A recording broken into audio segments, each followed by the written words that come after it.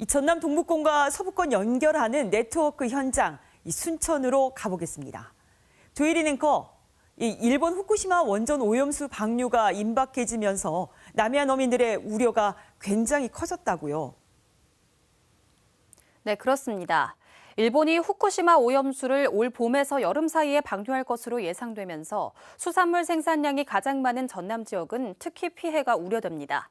어민들은 수산업뿐만 아니라 관광산업도 위축될 것이 우려되지만 윤석열 정부가 문제를 방치하고 있다며 정부의 강력한 대응을 촉구했습니다.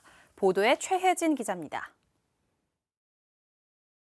청정해역을 자랑하는 남해안.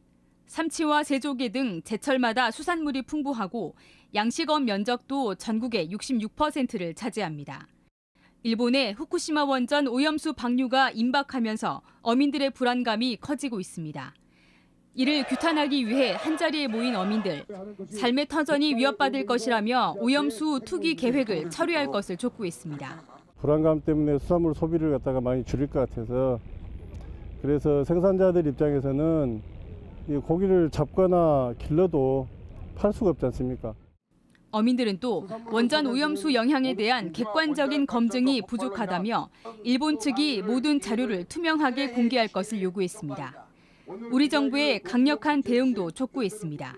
최근 도쿄전력이 원전 오염수의 측정과 평가 대상 핵종을 축소해 불안감이 커지는 상황에서도 미온적으로 대처하고 있다는 겁니다. 더불어민주당 등 지역의 정치권도 한 목소리를 냈습니다.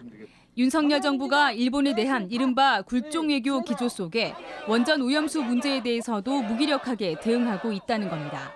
굴종 외교 이런 것을 기본으로 하기 때문인지는 몰라도 후쿠시마 원전수 해양 오염 투기에 대해서 전혀 아무런 조치를 취하지 않고 농해 수위를 중심으로 해서 적극적인 조치를 강력하게 촉구하고 시민단체도 우리 생명과 바다를 지켜야 한다며 적극적인 대응을 정부에 요구했습니다. 윤석열 대통령이 오는 16일 일본을 방문할 예정인 가운데 후쿠시마 원전 오염수 방류 문제에 대해서 어떤 논의가 있을지 주목됩니다. KBS 뉴스 최진입니다. 오늘 오전 8시 반쯤 순천시 송광면 송광사 인월암에서 불이 나 1시간 반 만에 꺼졌습니다. 이 불로 인명피해는 없었지만 인월암과 인근 임야 0.03헥타르가 불에 탔습니다. 경찰과 산림당국은 화재 원인을 조사하고 있습니다.